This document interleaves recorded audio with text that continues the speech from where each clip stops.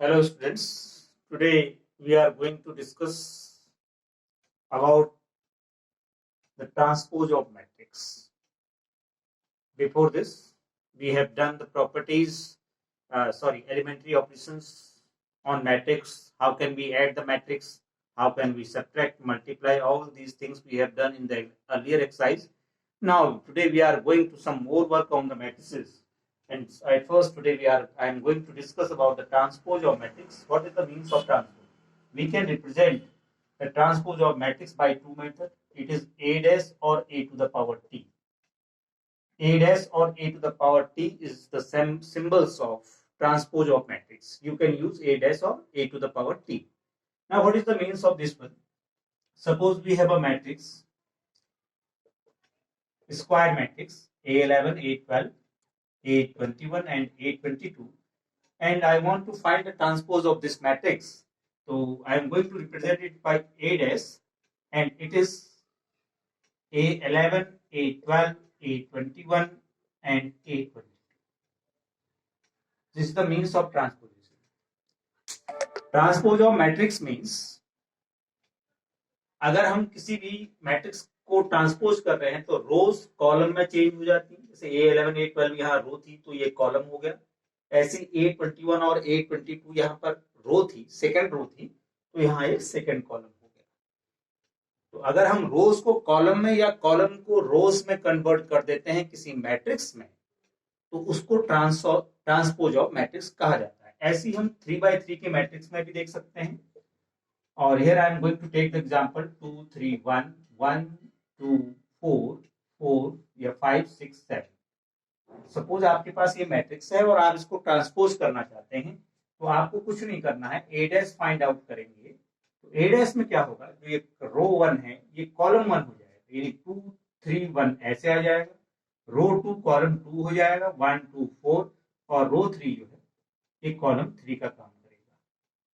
ये transpose of matrix बहुत simple सी चीज है और इसका आगे बहुत ज्यादा एप्लीकेशन मैट्रिसेस में होता है, इसलिए इसको समझना बहुत ज्यादा जरूरी है कि ट्रांसपोज ऑफ मैट्रिक्स मींस होता क्या है.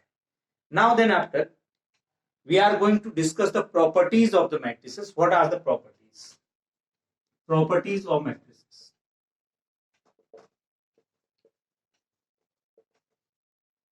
अब इसकी प्रॉपर्टीज हैं जो आपके क्वेश्चंस में यूज होंगी. जैसे पहली प्रॉपर्टी है कि अगर ए डैश का भी आप डैश फाइंड आउट करें तो ए आ जाएगा. जैसे मान लीजिए ए का ए डैश निकाला, फिर इसका आप ट्रांसपोज करेंगे तो डेफिनेटली ये चीज फाइंड आउट हो जाएगी. ए का ए डैश ये है, इसका फिर आप डबल डैश निकालेंगे तो फिर से आपका क्या आ जाएगा, ओरिजिनल मैट्रिक्स आ जाएगा. सीधी सी बात है. तो A double dash equal to A होता है.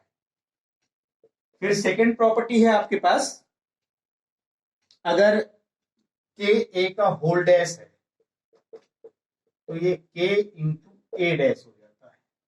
यानी किसी के अगर आपके पास के इंटू ए का मतलब क्या हुआ कि किसी मैट्रिक्स को आप स्केलर क्वांटिटी से मल्टीप्लाई कर रहे हैं. के मींस कोई भी कांस्टेंट फिगर हो सकती है. किसी मैट्रिक्स को आपने 2 से मल्टीप्लाई किया, 3 से मल्टीप्लाई किया, तो उसकी उस मैट्रिक्स की वैल्यू उतने टाइम्स इंक्रीज हो जाती है. अगर उसका डैश निकालेंगे तो ये कांस्टेंट फिगर आगे से आ जाएगी और ये ए डैश के फॉर्म में रहेगी. तो के ए डैश का मतलब ये हो गया. थर्ड प्रॉपर्टी आपसे कहता है कि अगर आपने किन्हीं टू मैट्रिसेस को ऐड किया और उसको आप ट्रांसपोज करना चाहते हैं, तो ये डेफिनेटली ए डैश प्लस बी डैश के इक्वल होता है. एक एग्जांपल के थ्रू हम इसको देख सकते हैं. एग्जांपल अगर मैं यहाँ पर ले लूं, जैसे ए मैंने लिया 1 2 3 4, इसका डैश फाइंड आउट कर लीजिए. यहाँ पर 1 2 3 4 ऐसे आ जाएगा. ऐसे बी आपने ले लिया 0 1 5 6 और बी डैश आपने फाइंड आउट किया तो क्या हो जाएगा 0 1 5 6. ये इसका ट्रांसपोज हो गया. अब ए प्लस बी है, ए प्लस बी का होल डैश फाइंड आउट करना है तो पहले आप ए और बी को ऐड करेंगे. ए और बी को ऐड कीजिए. 0 में 1 किया, 1 ऐड, 2 में 1 ऐड करेंगे 3, 3 में 5 ऐड करेंगे 8 और 4 में 6 ऐड करेंगे 10. अब इसका डैश फाइंड आउट करना है. इसका डैश यहाँ पर भी डैश आप यूज करेंगे तो ये क्या हो जाएगा 1 3 8 एंड 10.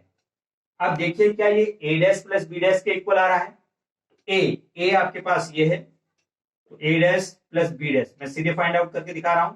ए डैश की वैल्यू मेरे पास यहां पर दे रखी है, आपको क्या दे रखी है 1 2 3 4, और बी डैश है मेरे पास 0156, इनको ऐड करें तो आप देखिए क्या आ जाता है 1, 8, 3 एंड 10। तो देखिए दोनों इक्वल आए कि नहीं आए, तो ये इसका वेरिफिकेशन हो गया। यानी a प्लस बी का होल डैश आपके पास है तो इसको आप a dash plus B dash लिख सकते हैं। और लास्ट और इंपॉर्टेंट प्रॉपर्टी आपके पास है कि अगर आपके पास ए बी का होल डैश है तो ये बी डैश ए डैश होता है। इसको बहुत क्लियरली आपको समझना है, ए बी का whole dash equal to A dash B dash कभी नहीं होगा, ये बी डैश ए डैश, क्योंकि ए डैश यहां पर याद रखेंगे कि A dash B dash is not equal to B dash A dash. इसको आप एग्जांपल्स के थ्रू वेरीफाई भी कर सकते हैं। ये इसकी जो है कुछ प्रॉपर्टीज हैं जो आपको ध्यान में रखनी है। इसके बाद आपकी एनसीईआरटी के बुक्स में कुछ थ्योरम दे रखी हैं। अगर आप अपनी बुक्स को ओपन करेंगे तो थ्योरम से पहले एक चीज और हम यहाँ पर बात करेंगे, symmetric and skew symmetric matrix क्या होते हैं। Symmetric matrix, symmetric matrix, symmetric matrix क्या होता है, ये कहता है कि अगर कोई मैट्रिक्स है ए और उसका ट्रांसपोज और वो मैट्रिक्स दोनों इक्वल आ जाए, यानी if A dash equal to A हो, कहीं पर अगर A dash equal to A आ जाता है तो डेफिनेटली हम कहेंगे कि ये मैट्रिक्स क्या है, सिमेट्रिक मैट्रिक्स है। इसमें हम एग्जांपल हम देख सकते हैं, 2x2 के मैट्रिक्स में देखा जा सकता है। 2x2 के मैट्रिक्स में अगर हम देखें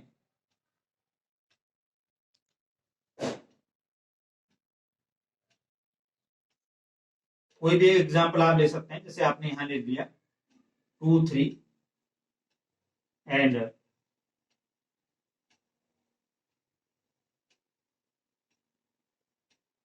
3, 2, ये आपने एक मैट्रिक्स लिया। इसको अगर आप ट्रांसपोज करें तो ये रो कॉलम हो जाएगी और ये कॉलम रो हो जाएगा। तो देखिए इसको ट्रांसपोज करने पर भी आपका ए डैश और ए इक्वल आ गया, तो आप इसको कहेंगे कि ये क्या है, सिमेट्रिक मैट्रिक्स है, क्योंकि ए डैश की वैल्यू ए के इक्वल आ जा रही है। तो ये कंडीशन होती है सिमेट्रिक। सिमेट्रिक मैट्रिक्स एक टाइप ऑफ मैट्रिक्स है जिसमें किसी भी मैट्रिक्स को ट्रांसपोज करने पर फिर से वही मैट्रिक्स आ जाता है। तो ये प्रॉपर्टीज को लेकर के कंफ्यूज नहीं होना, ये चीज अलग है। जो पहली प्रॉपर्टी है A double dash equal to, ये तो किसी में भी हो जाएगा, इसका कोई नाम नहीं है। लेकिन अगर ट्रांसपोज करने पर भी आपको ओरिजिनल मैट्रिक्स ही मिलता है, यानी ए डैश करने पर ए आ जाए तो एक डैश को एक कैटेगराइज कर दिया गया है। अगर ए डैश करने पर हमारे पास ए ही आ जाए तो इस तरह के मैट्रिक्स को क्या कहा जाता है, सिमेट्रिक मैट्रिक्स कहा जाता है। Now pause the video and note it down it. Skew symmetric का मींस, जैसे सिमेट्रिक में मैंने बताया आपको कि ए डैश ए के इक्वल होना चाहिए, यहां पर ए डैश की वैल्यू जो होती है वो माइनस ए के इक्वल हो जाती है। अगर ए डैश माइनस ए के इक्वल हो जाए तो ऐसे मैट्रिक्स को हम क्या कहते हैं, सिमेट्रिक मैट्रिक्स कहते हैं। जैसे मान लीजिए कि मेरे पास एक मैट्रिक्स है ए,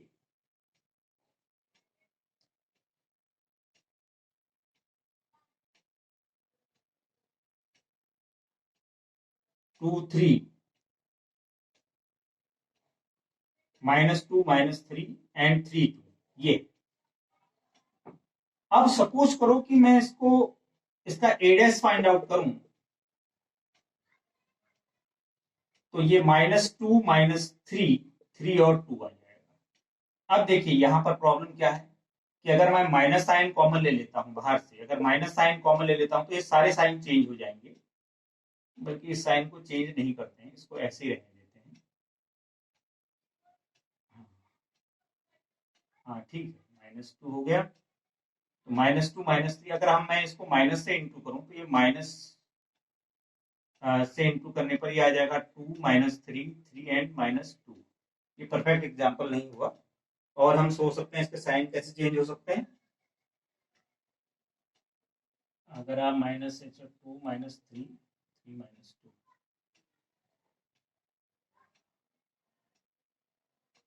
इसको +3 कर दीजिए,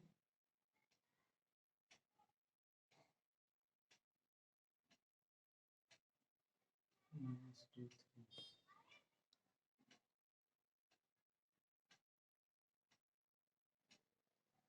और इसको माइनस कर दीजिए, अब ये सही आ जाएगा। तो आप यहाँ पर देखेंगे कि ए डैश जो है -a के इक्वल।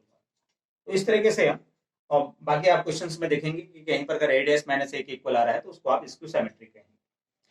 अब इसमें कुछ थ्योरम्स हैं जो आपको समझनी है। आपके एनसीईआरटी में दे रखा है कि अगर कोई एक मैट्रिक्स है, स्क्वायर मैट्रिक्स है हमारे पास ए, ये डेफिनेशन सफिशिएंट है आप लोगों के लिए। आपको केवल ये कंडीशन याद रखनी है कि अगर ए डैश माइनस ए के इक्वल हो तो ऐसे मैट्रिक्स को स्क्यू सिमेट्रिक कहते हैं, और अगर ए डैश ए के इक्वल हो तो उसको सिमेट्रिक कहा जाता है।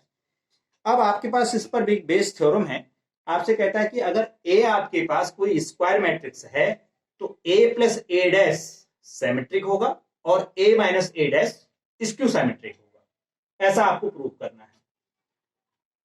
तो मैं यहां पर ये थ्योरम आपको बताने जा रहा हूं। If A is any square matrix then a plus a dash is symmetric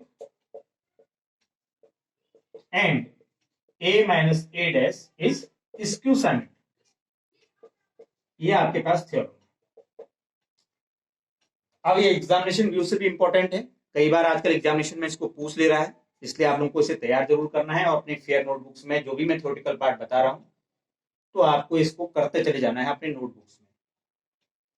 तो कैसे करेंगे कि मैंने a प्लस ए डैश को सिमेट्रिक प्रूव करना है, तो मैं यहां लेट इस पूरे को p को a plus A dash assume कर लूंगा। मैंने मान लिया कि ये जो a प्लस ए डैश है ये मैट्रिक्स p को रिप्रेजेंट कर रहा है, तो जाहिर सी बात है मैं यहां पर p डैश निकालूंगा। p डैश का मतलब हो गया a प्लस ए डैश का, मैं दोनों तरफ डैश करना है, लेफ्ट साइड करूंगा तो राइट साइड भी करूंगा। तो अभी आपने प्रॉपर्टी पढ़ी है कि a प्लस बी का whole dash a dash plus b dash होता है, तो उसके according a dash a dash a double dash हो जाएगा। तो p dash equal to a dash plus a आ गया, क्योंकि a dash a double dash a के इक्वल होता है। अब a डैश प्लस a को आपने क्या लिया था, p लिया था, तो p dash equal to p आ गया। So a plus a dash is symmetric, ये प्रूफ हो गया। ऐसे ही दूसरा पार्ट है, लेट q इक्वल टू मैंने क्या ले लिया a माइनस ए डैश, फिर मैं q डैश करूंगा, तो q डैश करूंगा तो a माइनस ए डैश का होल डैश हो जाएगा। तो q डैश इक्वल टू वही प्रॉपर्टी a प्लस बी का whole dash a dash minus a double dash, तो a डैश माइनस a, जबकि क्या आना चाहिए a माइनस ए डैश, ये तब आएगा जब आप माइनस साइन कॉमन ले लेंगे, और ये जाहिर सी बात है किसके इक्वल है, q के इक्वल है। देखिए माइनस q के इक्वल आ गया। So a minus A dash is skew symmetric. मेरे ख्याल से ये बहुत सिंपल सी चीज है, आप लोग को समझ में आ गया होगा कैसे किया जाता है। Now pause the video and note it down. Now the next topic. अब इसके बाद बहुत ही ज्यादा इंपॉर्टेंट बात है, ये जो थ्योरम मैंने अभी आपको बताई कि a प्लस ए डैश जो होता है वो सिमेट्रिक होता है हमेशा किसी भी स्क्वायर मैट्रिक्स में। a और उसका ट्रांसपोज जो है उसको अगर आप ऐड करेंगे तो डेफिनेटली वो सिमेट्रिक होगा, और a और उसके ट्रांसपोज को माइनस करेंगे तो डेफिनेटली वो क्या होगा, स्क्यू सिमेट्रिक होगा। अब इसी प्रॉपर्टी को आगे डिफाइन किया गया और आपसे कहा गया कि any square matrix can be represented as the sum of symmetric and skew symmetric matrix.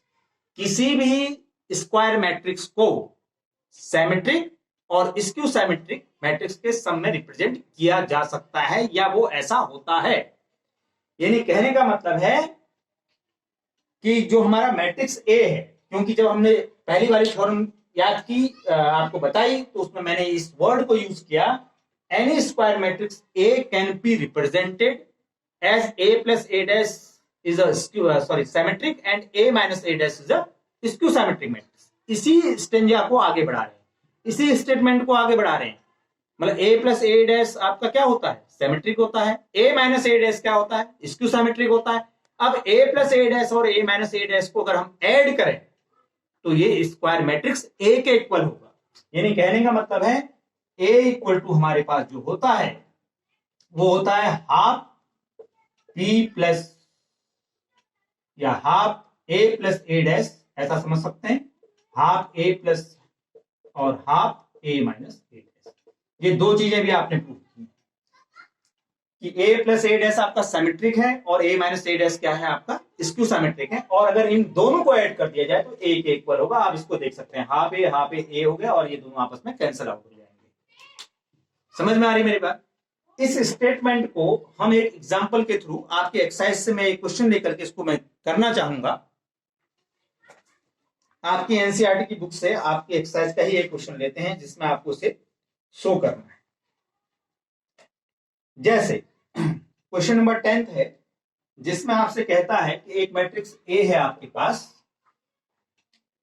6 -2 2 -2 3 and 1 2 -1 and 3। ये मैट्रिक्स आपको दे रखा है और इसमें आपको इसे जो है इस स्टेटमेंट के अकॉर्डिंग प्रूव करना है कि ए जो होगा half A plus A dash plus half A minus A dash के इक्वल होगा। तो सबसे पहले आपको क्या करना है, ए डैश फाइंड आउट कर लेना है। You have to find out A dash. A dash का मतलब ये है कि आपको हर रो को कॉलम में चेंज कर देना है। 6 -2 2 -2 3 and -1 2 1 and 3 ये आपने फाइंड आउट कर लिया। इसके बाद अगला स्टेटमेंट क्या चाहिए आपको, लेट पी इक्वल टू, आप इसको एज्यूम कर लेंगे half A plus A dash. तो half A plus A dash का मतलब इन दोनों को ऐड करते हैं, इसको हम रफली ऐड कर सकते हैं। देखिए इसको अलग से करने की जरूरत नहीं है क्योंकि क्रॉसपॉन्डिंग एलिमेंट्स को ही आपने ऐड करना है। 6 और 6 12 -2 और -2 -4 2 and 2 4। पहली कॉलम को ऐड किया, सेकंड कॉलम को सेकंड कॉलम में ऐड कीजिए। -4 6 और ये 0 हो जाएगा क्योंकि ये 1 है, ये -1 है। 2 में 2 ऐड करेंगे 4, -1 में 1 ऐड करेंगे 0 एंड 3 में 3 ऐड करेंगे 6। 2 से डिवाइड हो रहा है, सारे एलिमेंट डिवाइड होंगे। 6 -2 2 -2 3 0 2 0 3। ये आपके पास half A plus A dash. अब ऐसे आप let Q equal to assume कर लीजिए half A minus A dash. अब half A minus A dash 6 -6 0 -2 और माइनस माइनस प्लस हो जाएगा तो ये क्या आ जाएगा आपके पास 0 आ जाएगा। 2 में से 2 आपके पास क्या हो गया 0 हो गया। फिर -2 में से -2 माइनस करेंगे तो ये क्या आ जाएगा आपके पास 0 आ जाएगा। और 3 में से 3 को माइनस करेंगे तो ये भी आपके पास 0 आ जाएगा। और 1 -1 ये +2 हो जाएगा। अब इसके बाद लास्ट कॉलम में आएगी 2 में से 2 आपके पास 0 आ गया। -1 -1 ये -2 आ गया। और 3 -3 आपके पास क्या आ गया 0 आ गया। एक बार दोबारा से इसको चेक कर लेते हैं। देखिए 6 -6 आपके पास 0 हुआ, -2 और माइनस तो ये प्लस हो जाएगा, सीधी सी बात है। तो ये भी 0 आ जाएगा आपके पास। 2 में से 2 माइनस करेंगे तो ठीक है 0 आ जाएगा। फिर -2 से -2 को माइनस करेंगे तो सीधी सी बात है 0 आना है। 3 में से 3 0 और 1 -1 ये 2 आ गया आपके पास। फिर 2 में से 2 0 -1 -1 -2 एंड 3 -3 0। अब इसको डिवाइड करेंगे आप 2 से तो 0 0 0 0 0 -1 0 1 0। अब a इक्वल टू क्या होना चाहिए p प्लस क्यू होना चाहिए, यही कह रहा है a equal to p plus Q. तो p की वैल्यू आपने यहाँ फाइंड आउट कर रखी है, क्या है 6 -2 2 -2 3 0 2 0 3 और यहाँ पर प्लस में आपके पास है 0 0 0 0 0 1 0 -1 0। अब देखेंगे इनको ऐड करेंगे तो ये 6 -2 और ये 2 आ गया आपके पास। फिर यहाँ -2 + 0 ये और ये 3 और ये -1 और लास्ट वाली स्टेटमेंट 2 1 3। अब ये a के इक्वल होना चाहिए। देखिए बिल्कुल a के इक्वल आ रहा है। तो आप देख सकते हैं कि ये जो a मैट्रिक्स है वो p प्लस क्यू यानी सिमेट्रिक एंड स्क्यू सिमेट्रिक का सम है। तो डियर स्टूडेंट्स इस एक्सरसाइज में मैक्सिमम आपको इसी काम को करना है, transpose of matrix find out करने हैं। एक्सरसाइज 3.3 में ट्रांसपोज ऑफ मैट्रिक्सेस आपको फाइंड आउट करने हैं और जो प्रॉपर्टीज हमने पढ़ी हैं a प्लस बी का whole dash equal to a dash plus B dash या a dash a double dash equal to a, इन प्रॉपर्टीज को यूज करते हुए इन एक्सरसाइजेस को आपको सॉल्व करना है और होप्स तो आप लोग इनको इजीली कर सकते हैं। और इसमें आपके पास कोई क्वेरीज होंगी तो आप मुझे बताएंगे। जो हमारा आपके पास एवरग्रीन ऐप है उसमें चैट का ऑप्शन है, प्लीज आप लोग इस एक्सरसाइज को सीरियसली करें और आपकी जो क्वेरीज है वो मुझे आप सेंड कर सकते हैं। अगर आपको कोई चीज समझ में नहीं आई, अगर आपको समझ में आती है तो मैं अपने नेक्स्ट वीडियो में जो सबसे इंपॉर्टेंट है हमारा एलिमेंट्री ऑपरेशन या इन्वर्टिबल मैट्रिक्स को फाइंड आउट करने के लिए जो एलिमेंट्री ऑपरेशन बताए गए मैट्रिक्स में मैं उसको डिस्कस करूंगा। तो थैंक यू टू ऑल और होप्स टू कि all the students will do the exercise 3.3 in your respective notebooks. Thank you.